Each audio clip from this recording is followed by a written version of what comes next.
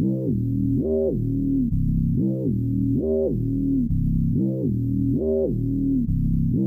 some candy? I have come here to chew bubblegum and kick ass.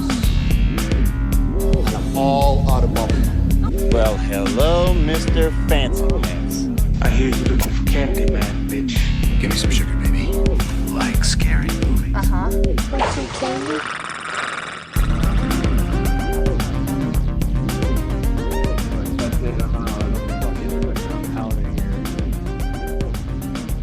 All right. It ain't the blob, and it ain't no fluff. On this episode of Monster Candy Podcast, we're talking about the stuff. What's up, candy killers? Welcome back to another episode of Monster Candy Podcast with your boy Screamin' E from the Memphis Murder Men, Oubliette Sparks from Tsunami Bomb, and the OG Dominic's back, also from Tsunami Bomb. And tonight we are going to talk about Larry Cohen's 1985 blob-esque sci-fi monster movie, The Stuff. Welcome, everybody, and welcome back, Dom. It's good to be back. I'm really happy to not be brought back on any time I'm not brought back on a Scream episode. I'm happy. I thought about it. One of us. Dom's back forever, guys. He's back forever. He just told us. Big news. He's never leaving me again. Just keep bringing me back. Us again. Yeah. My favorite thing is Dom kept totally ignoring my subtle little, "Hey Dom," like in the group. Scream 6. Yeah, I don't know, Dom. Think you should see it. I don't know. Dom, definitely don't see it. I don't know. Maybe you should come back. Maybe do Scream 6. But yeah, it's bad. I mean, that it would have been hilarious if you asked me to come back for The Stuff, but then I showed up and it's Scream 6. And I was like, I didn't even watch it. I just have to be mad the whole episode. It's a total missed opportunity. Well, Dom, we hate to break it to you, but you found it out. Yeah, bastards. Luckily for you, this is not Scream 6. You know the thing. I'm just as a side thing with the Scream, just because I know there are people out there who love it. I just have to say, it's like I want to love it. That's why. I was hoping it would be amazing, and I was not happy with it. And nobody else seems to talk about all the things that I noticed. So I'm just like, oh well, fuck me then. So yeah, it's. You haven't seen it yet, have you, Oobs? No. Okay. Yeah, it's. I'm getting closer. Okay. The other day, my husband was like, "Hey, did you know there's a new Scream already? And it takes place in New York City." And I'm like, "I do." He's like, "We should see it." And I was like, "Really?" Which I was surprised by. So that surprises me. Happen. It's something. Right. Yeah, it's something, man. I made him watch Winnie the Pooh, Blood and Honey last night. How was that? Should we do the bonus? Should we do the bonus thing right now? Bonus episode. Bonus review right now. We talked about doing a bonus review because we don't think it deserves its own episode, so we might as well. So, ready? 1, 2, 3. How was it? Fine. Yeah, it was fine. It was okay. That's kind of unacceptable. Like to me, it's like you have the ability to do this. Yeah, if you have the ability to do this and you can do something like that, and you go with that in like lunatic look of Winnie the Pooh and like all this concept, and this is and every 2 people I know just come back and go, it's fine. I'm like, then you blew it. Usually are pretty opinionated. Yeah. Yeah, I mean, the fact that you guys are both like, it was just like fine, like the parts. Fine.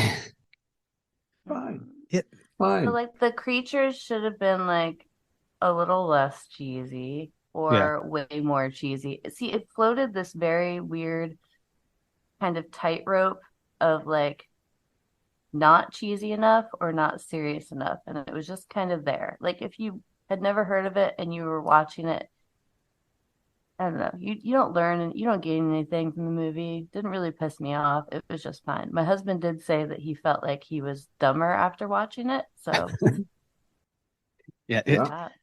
for me, watching it was like, it was what it was. There could have definitely been more things done with it. Way more. Right. But the criticism a lot of people have been given, at least that I've seen, are like, oh my God, the fucking kills, there's hardly any killing, and there's this. I'm like, well, almost everybody dies. Like literally. Yeah, there's plenty of killing. There's plenty of killing. Lots of gore. And there's one part where it should have turned into a porn and it didn't, and that's where they failed. Yeah. Yes. There's a bunch of big titty girls that find Christopher Robin tied up and like well, that's just a missed opportunity. Yeah, definitely. And I'm pretty sure these girls have probably dabbled in the adult industry before. Like it was just like an open door and they didn't take it. Yeah, it's definitely not a movie where it's going to be like, dude, I mean, for some people, they might really love it, but it's not something I'll probably ever watch again. But it's not something I was like, made me mad watching it. I'm like, yeah, I mean, okay. It just should have done more. But yeah. And Christopher Robin was always a Ponce, so they got that right. Yeah. As he was in the fucking cartoon. I'd give it like a 1 3/4, maybe 2 candy corns. Like, I mean, yeah, I'd give it like 1.5, maybe. Yeah, I mean, if it didn't make me mad, but like it wasn't. I don't know. That is such. I mean, the fact that what I'm hearing here means it's such a missed opportunity. I can't even believe it because if you're gonna do something like this, like there's, I don't know. Especially because they've been greenlit to do Peter Pan and something else now too. So yeah. I mean, I get. Yeah, technically, the stuff is. Well, it's like they just realized all this stuff is there's no stuff? No. No, that you could the copyright it's expired. Public domain. Yeah, it's all public domain. It should have been more Willy's Wonderland. Is that yes? Is that supposed to be is that Piglet with the tusks? Yeah. Yes. Wow. And what the fuck happened to Rabbit? I know that they ate Eeyore, but like maybe he just died from starvation. I was expecting Rabbit to come out of nowhere at the end. Like that's what I was holding out for. Yeah. At the end where Rabbit shows up because he was always the biggest asshole, and it's just like I'm assuming fucking up my carrot bed, and then he kills them all. You know? Yeah. I'm assuming they either ate him or he died of starvation. I know, but Eeyore had a fucking tombstone. And they ate him, and they said nothing about Rabbit, or even like Al, or Kanga, or Roo. Yeah, well, I mean, spoiler alert, everybody. It did end with Christopher Robin still alive and Pooh still alive. So, who knows? Man, it's just making me mad listening to this, you guys talking, because I'm looking at photos from IMDb, and I'm like, this looks like it would be awesome. Like, the stuff. Dude, that's the thing. I mean, maybe I'm more upset than I think because I really was super upset, like into like seeing it and wanted to see it, and was like, "This is gonna be great." But let me ask you this: is it worth it for me to draw fan art for horror conventions? Should I make a poster of it? Yeah. Oh yeah. There's like a hot tub titty scene with like. I just saw that. I see the hog tie. Is that the girl who's hog tied in the road? Because that looks pretty cool. There's some cool photos of it. Well, she's ends up being on the road, but there's definitely. Yeah. I mean, there's stuff to like about it. Cool stuff. Right. I'd give it a watch. I mean, like I said, it's like slumber party slashers. This is watchable. Yeah, totally watchable. Okay, well, we'll watch it. Good-looking people in it. Yeah, and it kind of gets like 5 minutes in. It's already setting up for all the carnage. So it's a pretty quick. Like an hour 20 too. So yeah. Fine. So. But no, I'm sure that it's hard for you to listen to us talk about it with like no enthusiasm in our voices or hatred or annoyance, but it was just very fine. Yeah. It just kind of bums me out because it seems like you go so many directions. You really are trying to make this should be like a Evil Dead, original Evil Dead kind of. Maybe we are mad and the movie just broke us, that we're just so used to things not living up to expectations that we've become complacent. We're just like all melancholy, like, yeah. I'm disappointed. I'm just seeing the same. It just seems to be Piglet and Pooh. Yeah, I mean that's who it is. That's it. Yeah. Weird. All right. Well, cool. There you had it here, folks. It's fine. All right. Let's get into some horror news. This just in. Who's going first? I mean, what do you guys got? Well, I have one, and it will be shorter than the other one. Another one. Yeah, mine's that pretty we short know too. is about to happen. Let's do the short ones. That's what she So said. apparently, Linda Blair is reprising her role as Reagan in Blumhouse's new Exorcist movie. Every time you think you've gotten away, they pull you back in. I did see that. Yeah. The best is the internet like exploding, being like, but she's old now. This makes no sense.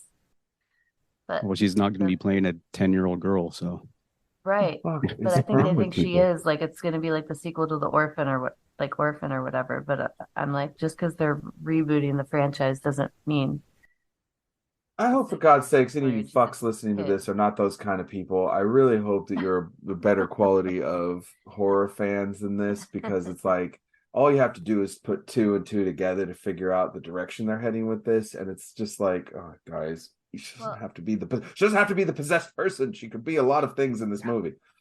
Well, no. I mean, they said that she's going to be Reagan, but here's the kicker. I mean, if they really wanted to spend millions, have her play a 10-year-old girl that gets possessed, I would totally fucking see it. I would see it, and I would be so excited, because honestly, things have just been fine lately. There's a lot of fun. I need more.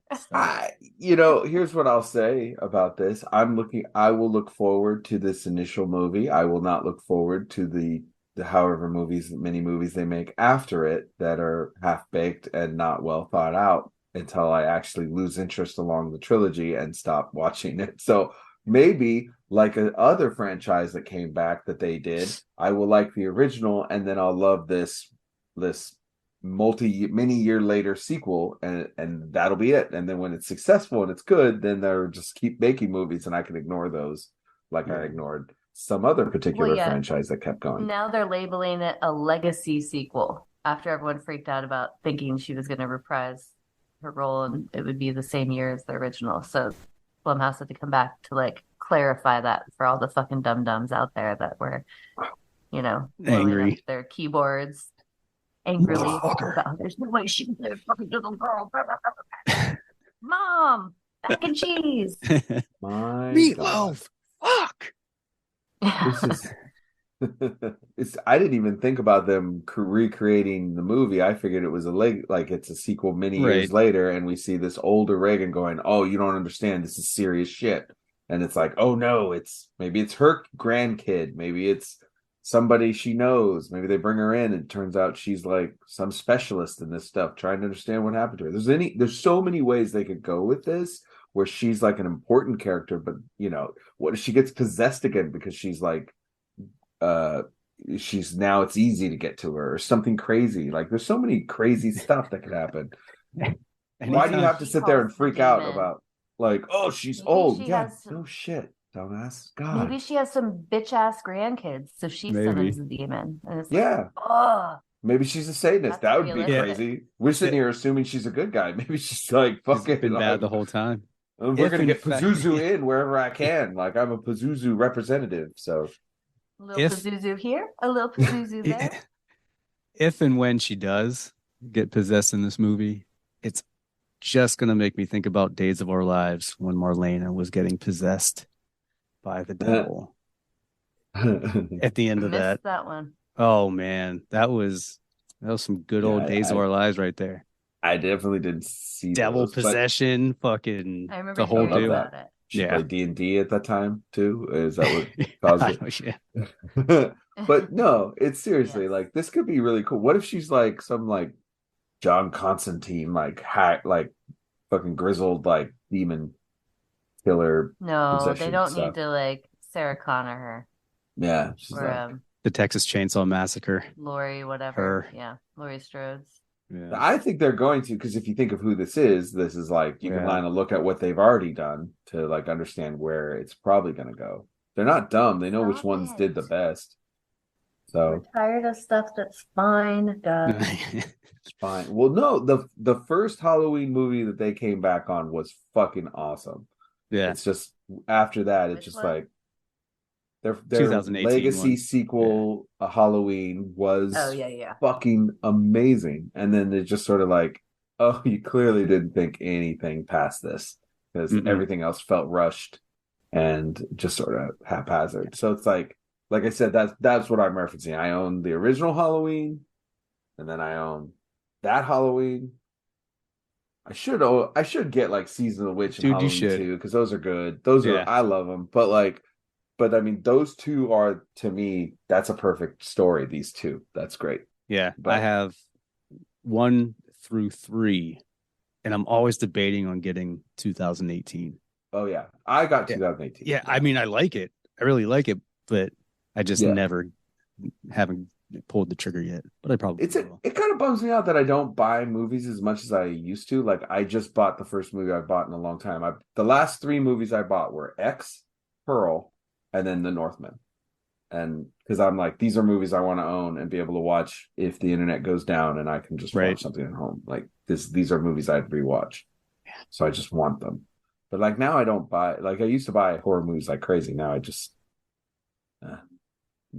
I mean, I own some from a long time ago, but This is a perfect segue into my horror news for people that still buy media. We didn't even know that. I know. It's like the universe just gave it to us on a platter. So Maximum Overdrive is getting a Blu-ray Steelbook, a Walmart exclusive, May 30th, with a whole bunch of extras, which is fun. I do love me a good Steelbook. I do not like the prices of the Steelbooks. However, but you could always find them for cheaper somewhere, eBay or whatever. But yeah, so that's gonna be rad. Maximum Overdrive is a fun movie. I still think about like who bought the Green Goblin front piece for their truck and like dropped that money only to have the truck come alive. But there was some trucker out there who's like, it's fucking sick. Green Goblin. You know what I want? A custom fiberglass front shell for my truck. I know those aren't cheap because I've never seen one in real life. Because you fucking know there'd be like Punisher skulls all over fucking people's trucks. Yeah. And they would be doing all sorts of crazy stuff with it. But like, nope. Just that's the only time I've ever seen anything like that. So some asshole spent a grip of cash to trick out his truck, and then it came alive and didn't care about it anymore. Yeah. I mean, there's probably regulations now. In the 80s, everyone didn't give a fuck. They're like, whatever. Now they're like, you can't have cool shit like that on the front of your truck. But on the other note, like, let's talk about like where that concept came from. Like, I actually don't know. Like, who decided to like, what we need? We need a truck with a fucking Green Goblin on it. Or did they find the truck? It already existed, and they were like, oh, this is the truck. I think it already existed. I have like one of the collector's editions, and I was watching like the commentary, and I remember them talking about that. I don't necessarily remember exactly what they said, but I feel like they said that they saw it and was like, hey, can we use your truck? To me, that's the most batshit thing about this movie is that there's some trucker who went like, this is my fucking truck. Yeah. I'm putting the fuck fiscal responsibility. I'm tricking this motherfucker out and like driving around. Like, sometimes I wonder like, what happened to that truck? Yeah. I just remember thinking as a little kid, like, that's the fucking Green Goblin. Holy shit. This is fucking crazy. Yeah. It's nuts. Yeah. So yeah. You're up, Dom. Yeah, mine actually is. I just wanted to talk about. Funko gutting Mondo is crazy. They bought it for a year ago, and then they gutted it, firing all of the founding members of it and most of the staff just a year after buying it, after saying how excited they were to buy it. So that's insane to me, because that was a really successful business. Now, before we go into detail, I will state that Funko has already walked back this position a little and say, oh no, we're still going to make posters. but they literally let go of all the people who dealt with all the artists. Like Funko has about like 1,000, a little over 1,000 employees, and Mondo had like 30. And then they literally said that they killed the poster division initially. So they revealed that they suffered a huge loss in their fourth quarter earnings of 2022, and that they're having to destroy between 30 million and 36 million worth of inventory that they're just sitting on and no one's buying. Yeah, That's do you know why? Insane. Did they make because they made a bunch of ET Atari Funkos. Yeah. Sorry. No, exactly. Like if you looked at the stuff Mondo was dropping before Funko took over or bought them, and like, I mean, the posters were still doing great and the vinyls were doing pretty good, but there became this oversaturation. I mean, Funko's always overly saturated, but Mondo did too. But even then, Mondo was still selling out the good stuff like instantly. I mean, those posters, when they drop, they drop. But previous to Funko buying them, like I was on the mailing list for the drop, and they had partnered with Disney and were doing all kinds of limited edition enamel pens, tiki mugs. Like they went all kinds of other ways. And these things were selling out so fucking fast. It was crazy. And then after that, it seemed like they just really stuck with posters and the vinyl. The editions got bigger. And the artists and the places they were sending them to get screen printed or whatever, or I guess maybe they were doing the printing, it looks totally different. Like the dark crystal poster I have has like 3 different colors of black on it. Like they printed black over black, like one's shiny black, one's matte, one kind of has like this like glitter on it, and then everything over it. And I was over at a friend's and saw a poster he had gotten recently, and like totally different quality, like not even close to it. Like the dark crystal one I had never even seen a print that looked that freaking cool. Yeah. So that's what fucking happens when you get greedy, motherfuckers. Yeah, I forgot that Alamo Drafthouse had owned Mondo, and they're the ones who sold it because they felt that they would take it to a new level. Clearly they didn't. Yeah, South Congress Alamo, you'd walk in and Mondo was like the storefront, and then it was the theater. Well, I guess they were just going to lay off 10% of their staff, Funko was, and many of those cuts just landed right in Mondo's lap. And that's just, I don't know.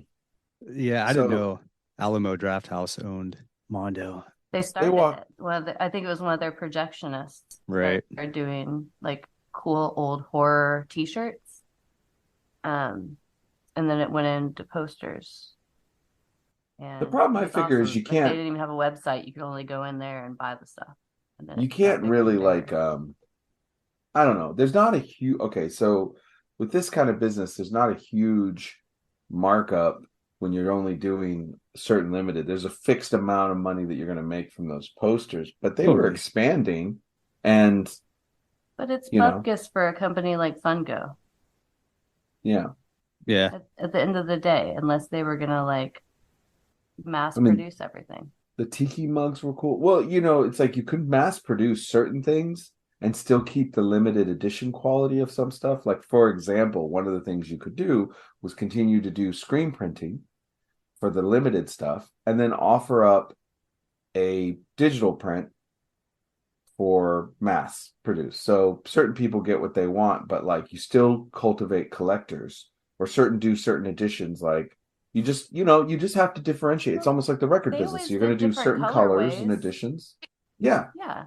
They always do multiple colorways, and one had more than the other. Make a third that's just the mass produced one. That's what they do with all the tiki mugs too. That's what they do in records too. It's like you could do that. There's a business there. There's a business model there. I don't know. I'm surprised. And like I know Funko walked it back, but I also am going like, you just pissed off everybody that loves this stuff. You just made them all angry. Going to their site right now, all their new stuff is like Marvel movie soundtracks with artwork.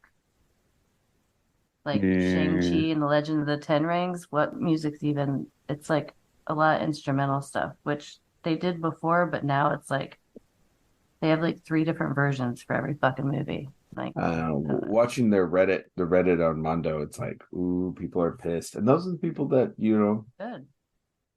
You want to like it. Yeah. So anyway, they let go.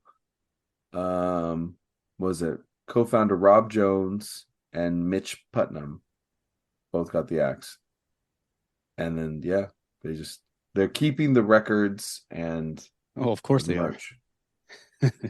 Yeah. But I mean, now they're saying like, no, we're keeping everything, and it's like, with whom? Yeah, I always feel like when smaller companies, like smaller kind of niche companies, kind of like have that underground feel. Anytime they sell out to a bigger company who's like, we're gonna do big things, it usually never works, because they're like, we're gonna take what you're doing and totally change it to do what we're doing. And you're like, hey, that's not why people like this smaller company. And then they're like, we're firing everybody. Wow. Like, oh, shocker.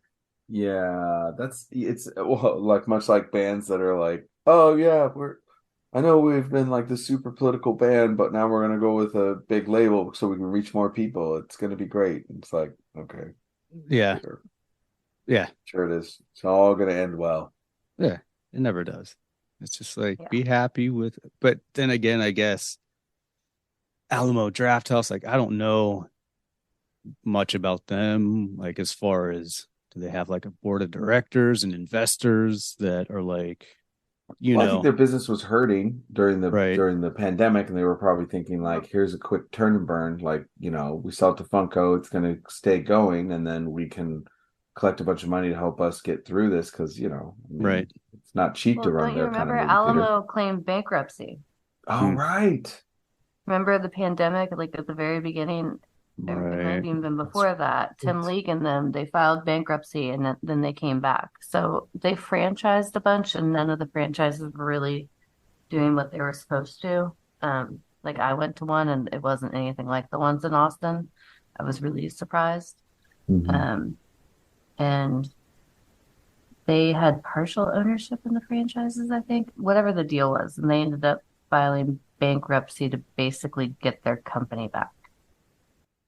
Wow. I got to look into that. But yeah, this is probably connected to that. I would think so, for sure. Well, that's what's happening. The Alamo's privately held. It's not traded or anything. Oh, okay. Yeah, then they were probably just hurting like, shit, you're offering us a bunch of money? Okay, here you go. Well, I think it was when they filed bankruptcy, that sale, like it was right around that time. That might be the money that helped them buy it back and take control of their company. Is honestly, that's probably what happened. It's probably that kind of deal that's like, okay, now we got a bunch of cash that we can now move forward. Yeah. And in that case, I mean, I understand. It's like, I always understand when people, I do get it. It's not like I'm naive. I understand when people are like, oh, we've been working really hard. If we kind of get paid, that would be nice. Like it's like, I get it. Everyone wants to get paid. And especially if they were, further research will probably show exactly what happened and the mindset behind this, and it will make sense, especially. But at the same time, it's just a bummer for people who really like. I mean, I was a big fan of Mondo's stuff. I think they did really cool stuff, and I'm just sorry to see them go. Oh, whatever. Yeah. All right. Well, I got one more little add-on for horror news. Shout out to Lord Bloodraw, who is putting on the Chiller Diller Theater at the Orinda Theater out here in California for doing all the old movies. A few weeks ago, I went to see War of the Worlds and Anne Robinson. They got Anne Robinson, the leading lady, to call in and talk a little bit about the film before it started. And for being like 92, she was like on it and super rad. So yeah, keep doing that kind of shit. It also made me realize how much better speakers the older generation, like that generation of the 40s and the 50s, are than we are. They're like, even as a 92-year-old, she's just so much more elegant in the way she speaks than anybody now. I was like, man, we all sound like fucking idiots compared to her. Well, you'll be happy to know that she and the rest of her generation think that as well. They are not. You're not the only person who sits there and goes like these. That mid-Atlantean fucking people accent. Yeah. But yeah, so illiterate fucks can't string two words together to speak properly. All right, cool. Well, that's all for Horror news.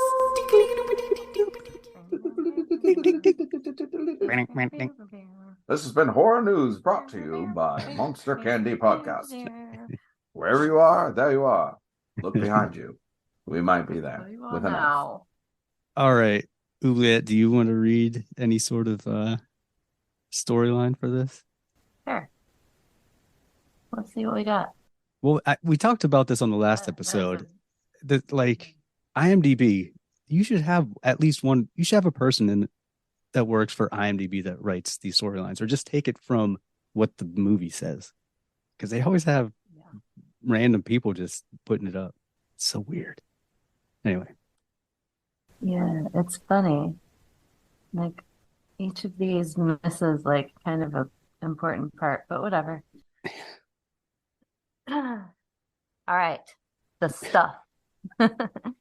A delicious, mysterious goo that oozes from the earth is marketed as the newest dessert sensation. But the tasty treat rots more than teeth when zombie-like snackers who only want to consume... Wait, what? Oh, consume more of the strange substance at any cost to begin infesting the world. So... That one's not too bad. Talks about one part of it. Yeah. Yeah. And then the main synopsis is one sentence. That's a private detective investigates a new consumer taste treat that's absolutely delicious and just possibly lethal. Oh, I mean, you can call him a private detective. You could also call him a former FBI corporate saboteur and spy. Who apparently meets someone, and then the next time he sees them, thinks it's okay to like kiss them goodbye like they're dating, and then the next time he sees them they're in bed together, and then at the end, are they getting married maybe? So, I don't know what happened. All right, so it's very interesting. One of the things I liked about this movie, which is also one of the things that's kind of terrible about this movie, is how it just gets right into things. I don't know, the editing leaves a lot to be desired, because I feel like there's a lot more of the movie that's out there, but that's one of the things where it's like, man, they're just like, all right, I meet you. Hey, there's this stuff. Oh, and it's just like boom, boom, boom. Well, no explanation. You guys are underestimating good sex. Just really, can change your whole life. Right. The sex that happens when you just meet someone in a room. Totally. Hey, but I will say the main guy has a very like Leslie Nielsen kind of like Naked Gun delivery of his lines. Mm-hmm. Like it's very or Airplane like it like the comedy like his particular character is just so fucking weird and funny and bizarre. But like there is one thing though in this movie that I had to rewind just to like make sure. So, for those of you listening, you've either seen it or you haven't, but there's this white shit that looks like the Safe Puff Marshmallow Man melted. Looks like marshmallow fluff. Out of the ground. Yeah. Right. Which I found out was actually a foam made from fish bones. It was a couple things. It was also sometimes melted Haagen-Dazs. Well, they said that they were running into a river and bathing themselves after every take and like freaking out. But so anyways, one of the main characters kind of is this kid who decides that he hates it because he sees it moving and his family loves it. So this detective FBI corporate, anyways, the main guy hears about this kid because he trashes a grocery store. So he decides to go to his house. And luckily he did, because it was perfect timing, because the kid was running away from his family that's obsessed with the stuff and trying to make him eat it. So he decides to take this kid to meet his girlfriend, who's also the one who promoted stuff and made everyone fall in love with it. And they get on a private plane, because when you meet a child, you do that. Right. Now, they take this child to the quarry of which they found the stuff, leave him in the airplane, while him and the woman go to, spy, investigate, figure out what's going on, whatever. All this shit happens, but whatever. The kid's in danger, whatever. They end up getting put up in a hotel by the people who make the stuff or put it in the container, and they end up in bed together in the hotel. No mention of the child that they left in the airplane or anything about him at all. And then they randomly end up where he is and save him. But that whole part, I kept rewinding. It was like, did I miss where they were like, where's the kid?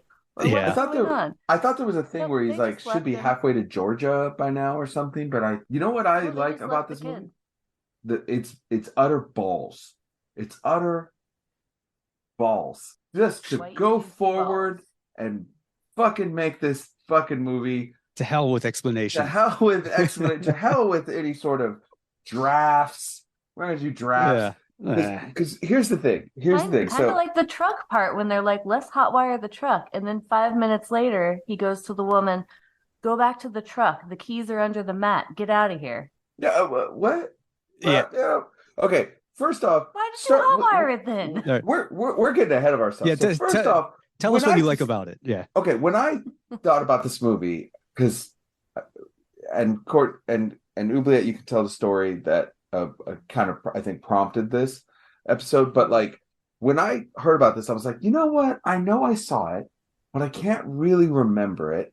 And I've seen its cover's kind of iconic. It was definitely like all over, like video every stores. VHS store. Yeah, it was like the thing. It was everywhere. It got a heavy push in VHS stores and rental places. Yep. So I've known about the stuff, but it hit me like right before we started watching it again.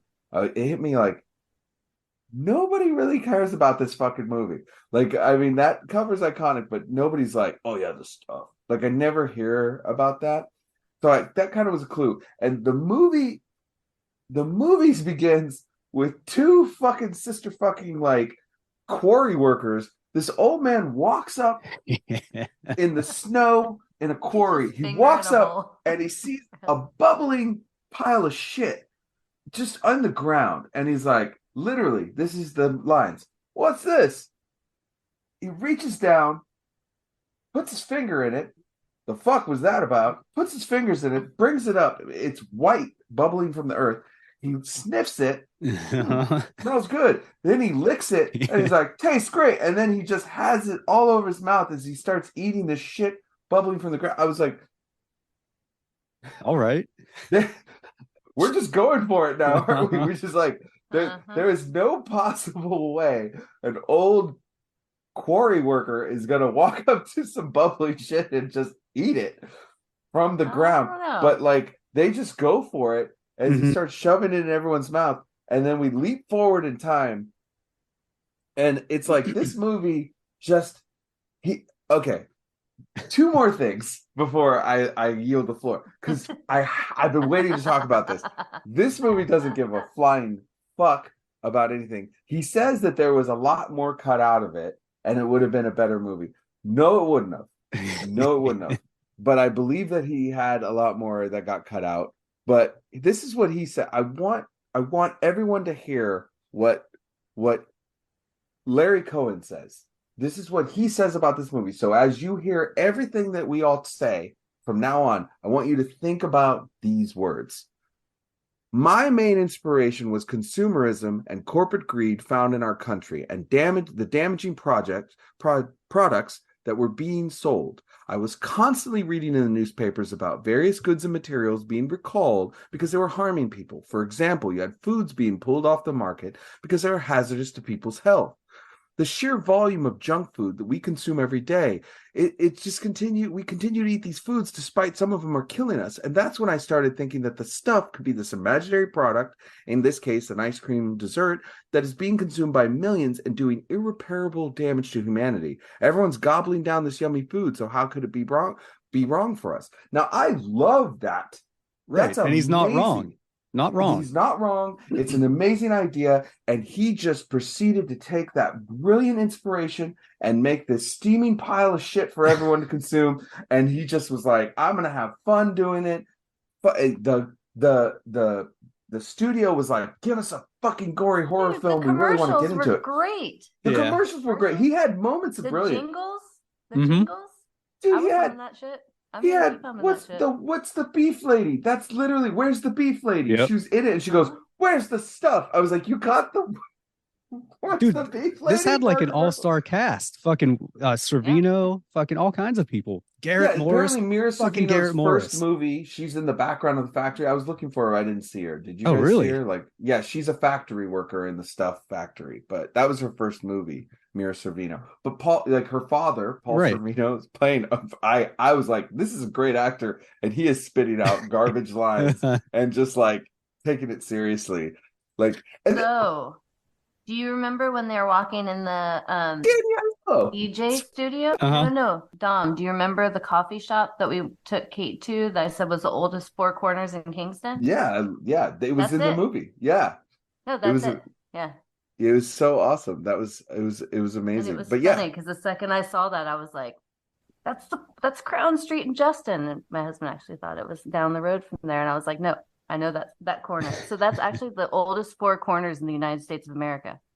Ooh, history lesson, motherfuckers. Yeah, but I mean, like, literally, like, Garrett Morris, Danny Aiello, okay, Chocolate Chip Charlie. Chocolate Chip Charlie. Don't even get me started.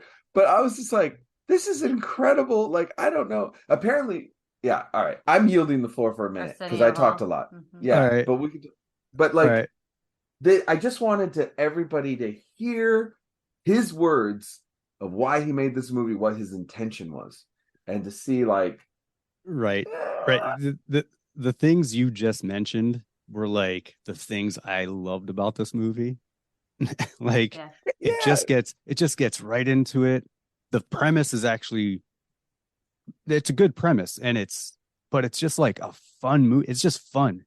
Like if you're gonna watch this movie to try and be like, oh, this is like an intelligent type, like, don't, just have fun with it.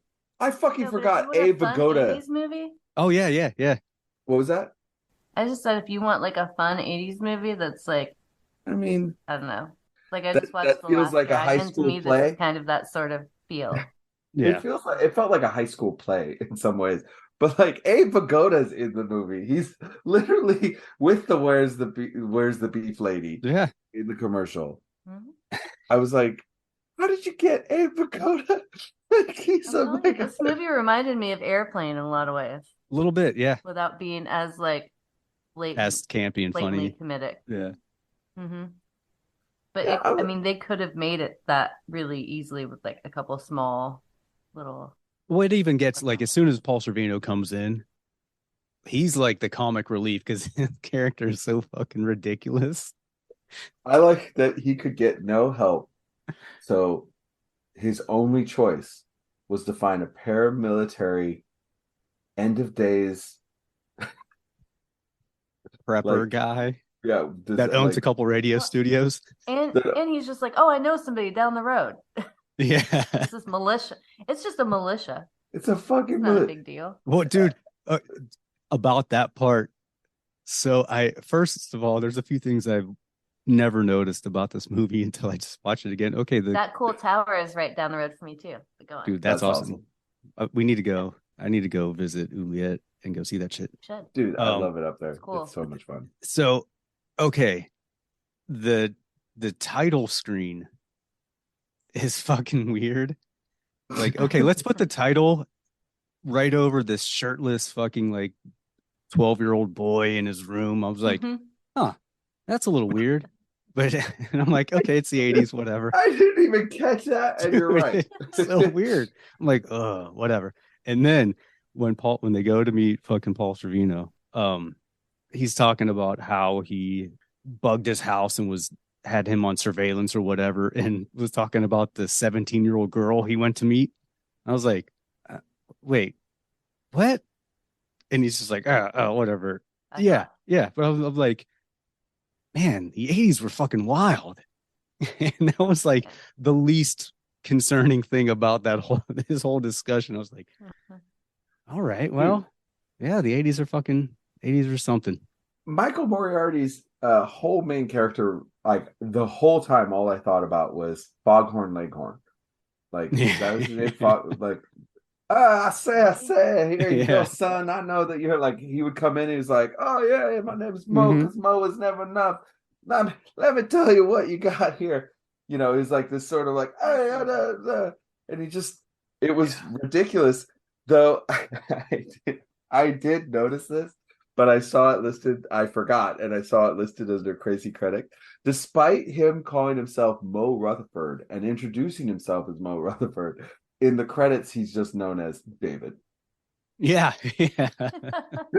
like nobody gave a fuck about anything. There was nobody checking anybody's work in this movie. Just ad-libbed whatever he wanted to. It's like I was like, did he make it? Because it was like Michael Moriarty, David. And it's like he's literally called Mo the entire time. You could have said like David Mo Rutherford, but I mean it was like I'll say. I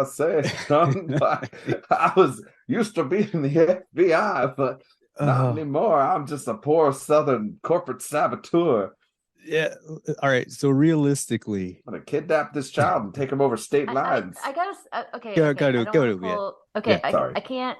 I gotta pull a Southern card here, and I have to say that it's not a Foghorn Leghorn accent. I mean, I'll give it to you since you're not from the South, but that's a totally different kind of Southern accent, and I don't need to explain, but go on.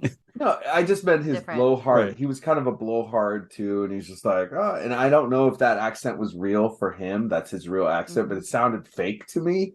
So it all just sounded like that's why totally I was saying fake. He was like a blowhard, like you know, and it was just like, okay, what you I know that well, Foghorn Leghorn was leaning more into like a deep, like that was more of like a Kentucky, like you know, it's a send up of like some some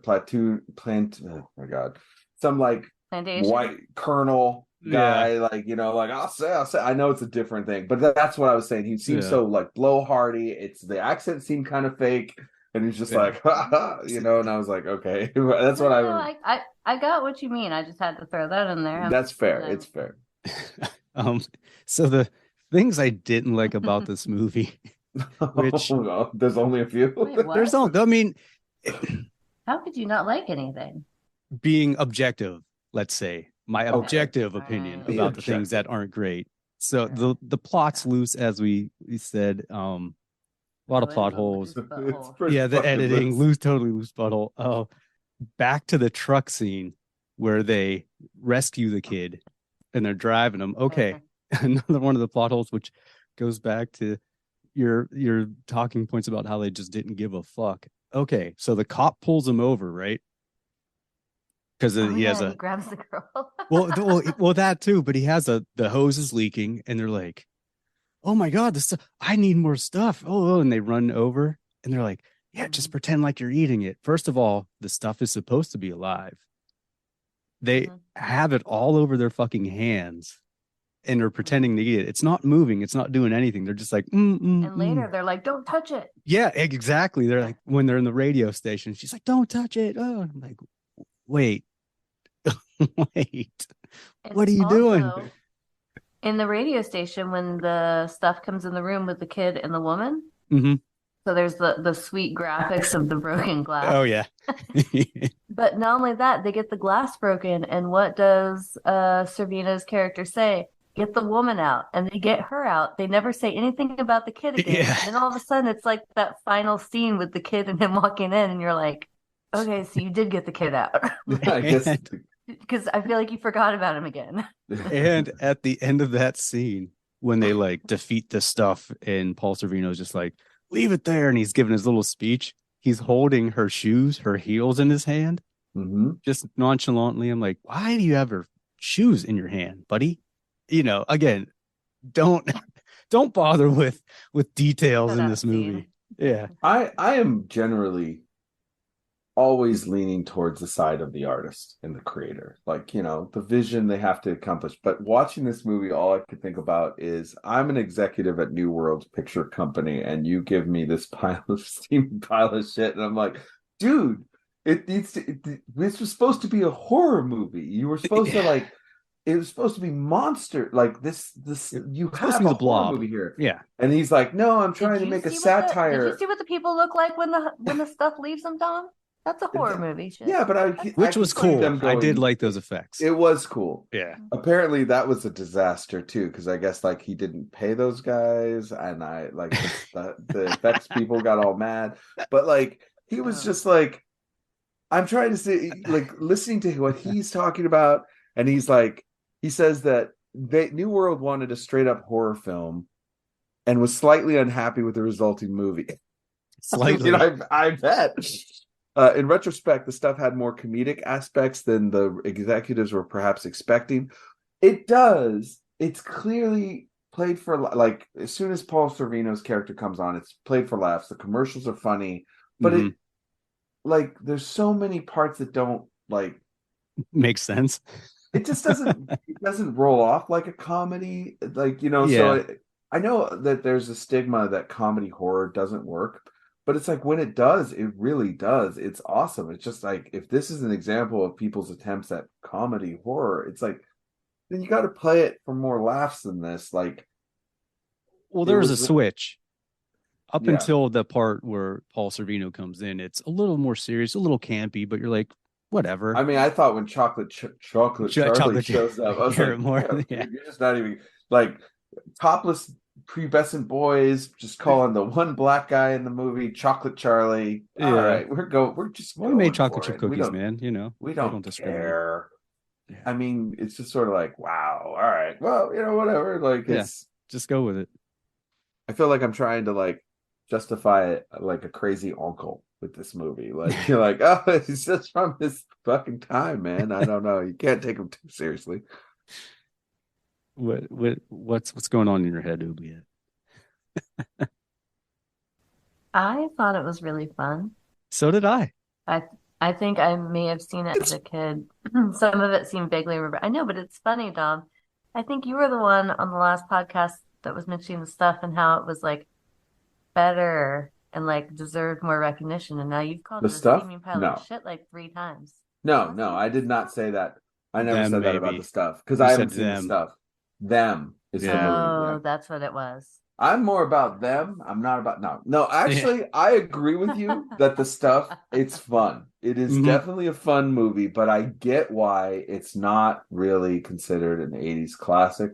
It's not mentioned in the same breath as some of the 80s movies that are, like, really known as a classic fun 80s movie. Even though this is a fun 80s movie, this plays off, like I said, like a bunch of friends try to recreate a movie that they know, and nobody's a really good actor, even though there's really good actors here. Right. But it's just sort of like, dude, you nailed it. It's like if a bunch of people got together and was like, hey, the Blob? All right, let's do kind of the same thing, but with not the Blob. We'll just make it white, make it look like marshmallow fluff, and we'll just go for it. We'll just put a bunch of stuff in there. It doesn't necessarily need to make sense. I figured they all had a lot of fun making this movie because that's what it looks like it would have been. But then I read that they didn't actually. Like, some of the actors are like, I think the guy that plays the kid, like, said Larry Cohen, he's like, well, my mom says not to say. That was Alyssa Milano's boyfriend and Who's the Boss. Is that who that was? He looked kind of familiar. The 2 brothers were actually brothers, Scott Bloom, and what's his nuts? Brian Bloom, and they've been in a bunch of stuff throughout the years. Yeah, somebody said, I'm trying to remember. Retired from acting, I think, for some years until he was an adult and ran out of his money, probably. Ran out of that Who's the Boss money. Oh, Garrett Morris. Excuse me. It was Garrett Morris who said that production was crazy, and when he described Larry Cohen as a character, and then he asked what it was like, Morris said, I was taught growing up that if you didn't have something nice to say about someone, you don't need to say anything at all. And then he stopped talking. And I was like, okay, so maybe it wasn't quite as much fun as I probably hoped it would have been. Yeah, it was probably a nightmare. I mean, there was some cool effects to it. Like, you're right. Like the when they're hollowed out or falling apart, like, that's pretty sick. There's awesome things. Some of the effects were cool. Some of them were not so great. The concept was... dog was the best. Oh, yeah. The dog. Danny Aiello and his... Once you go to claymation, you shouldn't go back. And, like, it showed the dog's face, then it showed the dog's face in, like, that claymation horror style where it's, like, melting off. Then it goes back to the regular dog's face. And he's just licking Danny Aiello's like, licking the guy. Yeah, it was so obvious that it was just like Danny Aiello probably just has peanut butter on him and is just licking him. It's not even like they couldn't even get a dog that could pretend attack or anything, like nothing. They couldn't even angle the camera differently or something, you know? It was just like... But that scene, though, too, was hilarious. He's like, I know, boy, you want a treat. And Daddy wants a treat, too. Or whatever he says. Like, we deserve a treat, don't we? Yeah. I was like, where is this going? Like, I was like, what is happening? Because that was the part of the problem. It's like, what would have been really funny, just played awkwardly. Director's cut. Like, is this a joke? What's happening? Why is he talking to the dog weird? Is he possessed or is it like he just fed it to the dog? What's happening? I don't know what's happening. Yeah. But this movie. Just kidnapping kids. I like how he pulls up. He's like, I saw it move too. It's like, how do you know? Yeah. Get in. You're like, okay. And then they're just... This kid in the middle of nowhere knows something. I mean, his kind of the epitome of like 80s parenting. Yeah. Yeah, he's like, how dare you get up and walk around your own house? You scared me. Oh, that's right. And then he spanked him too, and the kid's like not super young. Yeah, I was like, what just happened? Like, he got all up in his face, and it's like, kid's just in his kitchen. That dad was so creepy, especially in that last scene with the stuff. Like, oh, he was creepy. I will say, this movie definitely stuck with me as a child because it always used to be on like the Fox Sunday afternoon movie or Fox Thursday night movie. But the part that I will never, ever, ever forget is when the kid takes, he's like, all right, fine, I'll eat it. Go up to your room and don't finish it until you come down. And he fills it up with shaving cream. I'm like, ugh. Because, I mean, when you're young, shaving cream does look delicious. It looks like they use marshmallow. It whipped cream in commercials. Yeah, so you're like, man, yeah, I always want to eat it. And, of course, he throws up in the car. And I'm sorry, I just threw up your car. I know. Yeah. Sorry, I ate a lot of shaving cream. Well, we all got to eat a lot of shaving cream once in a while. Once in our lives or whatever. You're like, okay. What? What happened? What? Yeah. Like, a lot of this, it's fun, and I don't want to sit there and be like, it's shit. It's not that. It is, but it's also pretty It's like fun shit. It's fun shit. Yeah, it's not. The dialogue was astounding. They love it so much. Like I love it. I love it. When since you mentioned that, like, so they had just encountered the stuffed zombies and realized that when you fucking do a little damage to the shell of a human, it falls right apart, which I thought was a cool thing that they didn't really focus on, but I thought that was right. Yeah, like and the they couple heads that exploded for no reason. Yeah, just punching them just blows it up. Like, okay. And then they get in the boat and they take off, right? So that's it. Like, somehow they clobber somebody trying to grab and they go off in the boat. The next scene, they're walking into a diner. And he's literally going, you hungry? I'm hungry. I would be hungry, but every time I get hungry, I think about that guy's head. And it's like, and then he's like, then I'm not so hungry, but I don't know, maybe we could do something. Like, I was like trying to listen to the clearly made up banter that they were having, that Michael Moriarty and Garrett Morris were like rolling through it, and I was just like, this is so ridiculous. Like, it's just like, I get hungry and then I'm not so hungry. I'm gonna sit down and order some food. Hey, you got some stuff? Dun, dun, dun. And then I think we need to split up. And then he sends him to go find the writer of Dune. Yeah. Agent Frank Herbert. Yeah. Okay. Cool. Yeah. He didn't make it. Yeah. Wow. Why not? Yeah. That's pretty much says it all about this movie. Why not? Yeah, this movie's why not. I feel like the writers were sitting around a table playing dice, and we're like, wrote like 6 scenarios down, and we're like, come on. Yeah. Cool. It was really funny. It was just absolutely ridiculous. Frank Herbert. Okay, let's do it. Yeah, let's just throw it in. It's all in there. We're just doing that. Fuck it. Should we rate this fun shit Should movie. we talk about the reason we're doing it? Yeah, that's what I want to hear. Yeah, yes. People need to know. Well, the premiere is today that the stuff came out. So. Oh, nice. Happy Stuff premiere day. Happy Stuff Day. This is the birthday of the stuff? When this airs, yes. Hopefully. As right now, if people are listening to it, yes. Yep. Well, how about that? Yeah. So. Take it away, Oobs.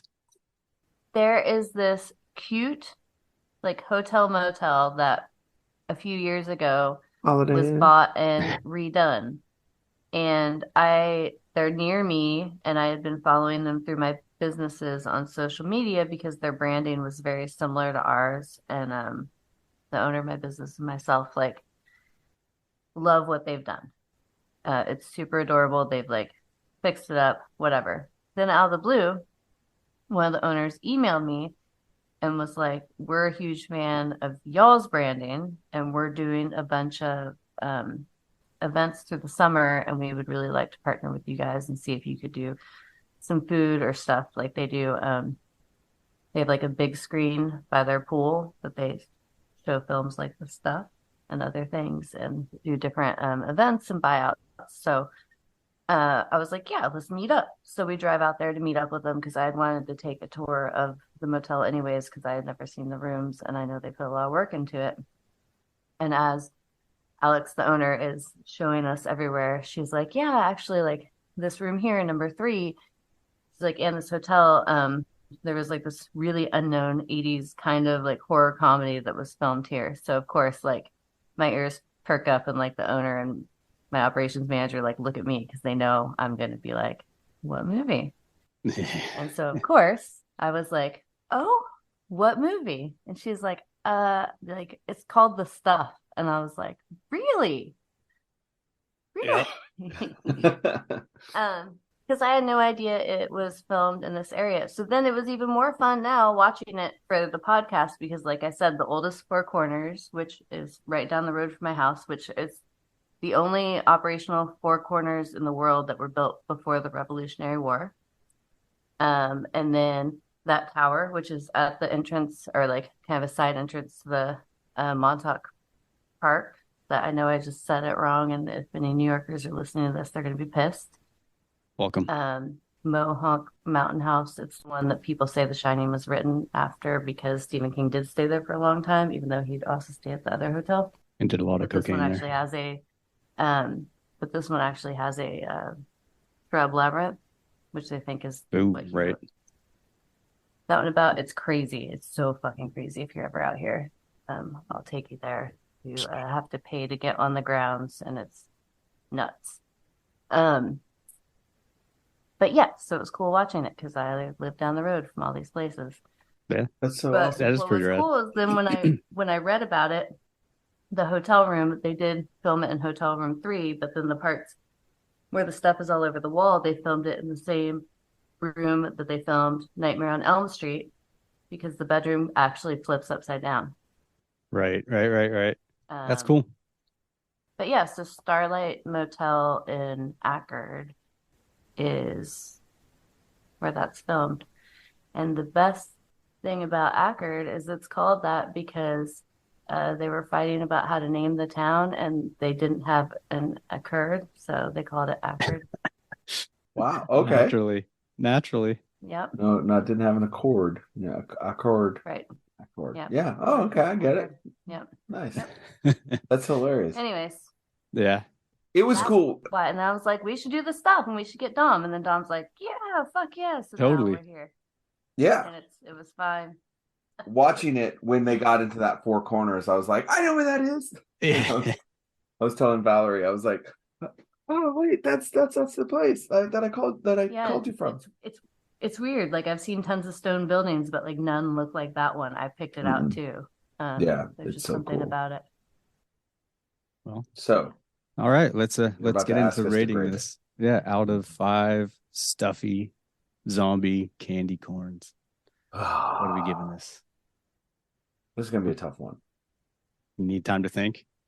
No. You want me to just go and piss you guys off? I mean, you're gonna piss me off. Good. I'm giving it a 3 because I really like awkward comedy, and I think Moriarty had super fucking awkward. See, it's funny when you guys talked about how like it got funnier later. For me, like the first 15 minutes, his delivery and everything else, like I immediately knew I was gonna like it because it's just like I mean, I also like being awkward and weirding people out. So I feel that, and I'm here for it, and I was entertained. And I it was appreciate just, like, this. so dumb. And the fact they just kept on forgetting the kid. It's great. Like, Yeah. this fucking kid, like, they just, like, his fucking whole family fucked him up. Like, and then they died, I guess. So, Yeah. whatever. And then like, the people just put him on a private jet and they forget about him in the plane. He almost dies there. Then he ends up inside of a fucking truck. He almost dies there. Then he's in a fucking DJ booth. He almost fucking dies there. And then somehow in the end, it's him and Moriarty being badasses. But like, travel the world, they make people pay for the stuff. And all I could think of was if I was the kid, I'd be like, guys, like, let me just I'm right chill here. out. Yeah. Got to grow up fast. But he was always smiling and cool with it. Like, hey, man. Cool. I mean, he went on to date Alyssa Milano. He's fine. Yeah. Well, and for a character on TV. But I mean, they probably banged too because 80s, you know, whatever. Yeah, the 80s. Anything goes, apparently. But anyways, and yeah, I missed the 80s, so I'm giving it a 3, and I don't give a fuck. I'd watch it again. It's hilarious. Oh, no. That's fair. That's fair. That doesn't piss me off at all. I'm going to give it a 2. And it sounds harsher than it is intended because I don't disagree with Oubliette. No longer harsh. Yeah, it's like it's not great, and I don't want anyone to think it is. And anyone who says that it's great is wrong. But it's also great, and you're not wrong because it's like if you want to watch a bunch of people get together and film a movie badly, but kind of have some good ideas and kind of have some really funny moments and kind of have some cool effects and then kind of not have any of those things at the same time, then this is the movie for you. It's a totally complete movie. Yeah, so when I call it a 2, it sounds harsh, like I don't like it, but I do and I don't. I both don't like it and I like it. Am I gonna watch it a lot? No. But am I gonna laugh at it when it's on? Yes. I'm not gonna be bummed that it's on. Dude. Totally understandable. And that's like exactly where I'm at. I'm giving it a 2.75, 2.75 candy Meet corn. us in the middle. Yeah, because well, no, he's leaning a little bit more on my side. Yeah, he is. I do really like this movie, and it's unbelievably fun. Objectively, if you're going to look at it objectively, there's issues. There are lots of issues, but within all those issues, this is a fun movie. So, do I think some movies are better? Definitely. But this movie is 100% fun and ridiculous. So, and after watching this, like after watching Winnie the Pooh, whatever, fucking and honey, rape and honey, whatever. Rape and honey. Rape and honey. That's where they fucked up. They should have had They should have had Ministry do the fucking soundtrack, and that movie would have been so much better. Anyway, I bet Al Jorgensen. Winnie the Pooh, Rape and Honey. Yes. Yeah.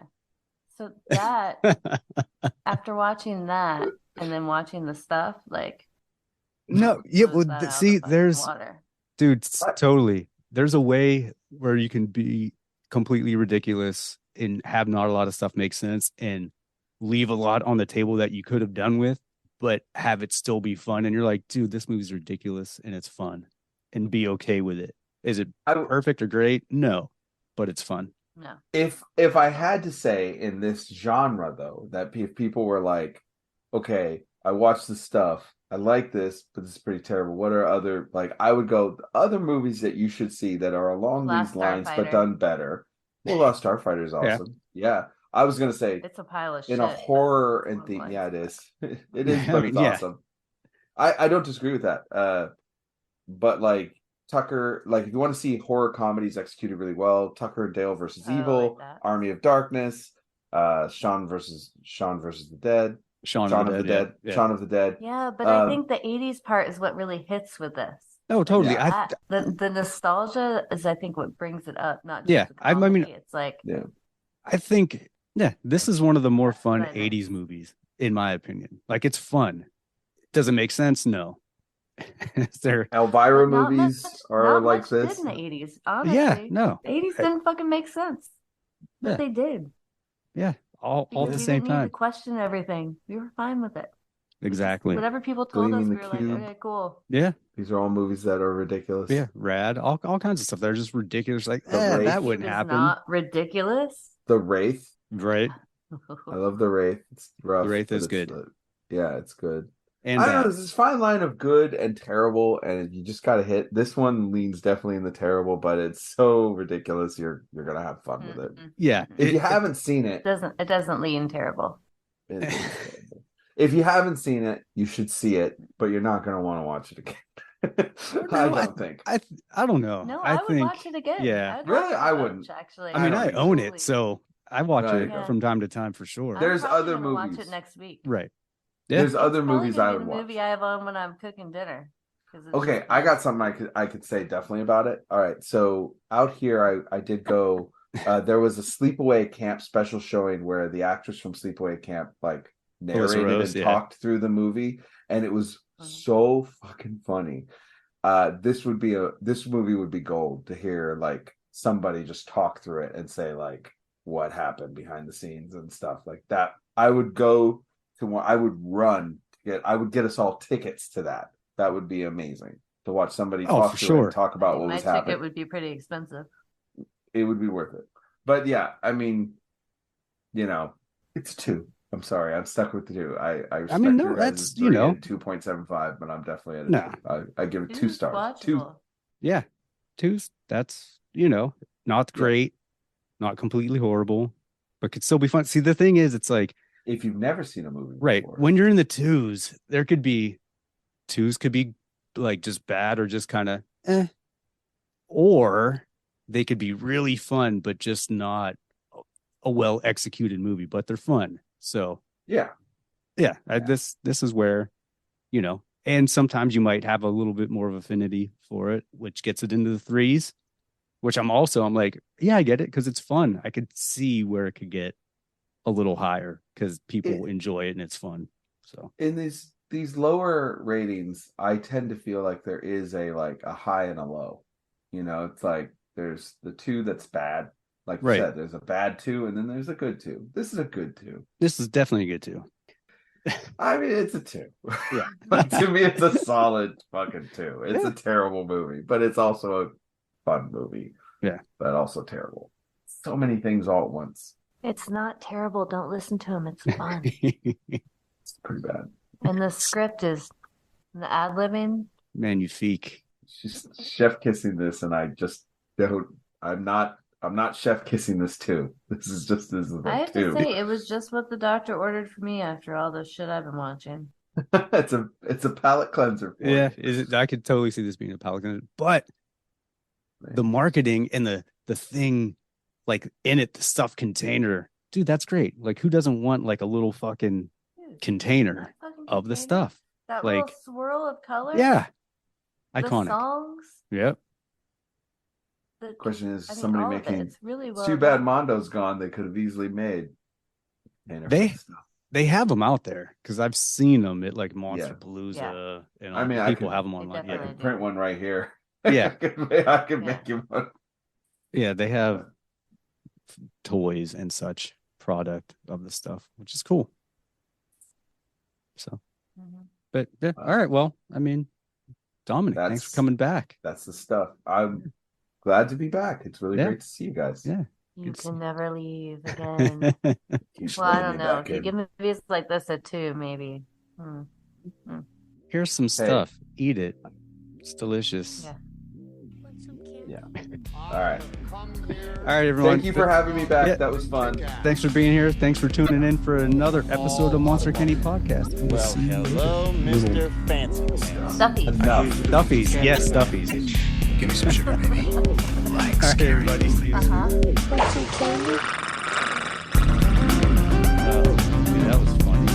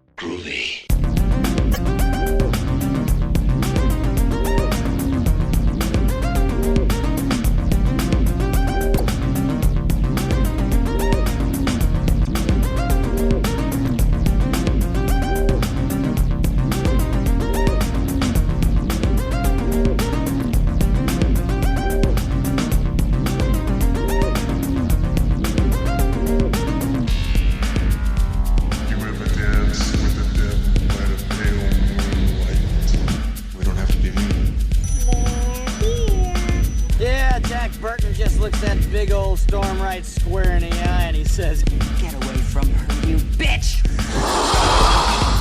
You're gonna need a bigger boat. Your move, creep. Listen to them. Children of the night. What music they make.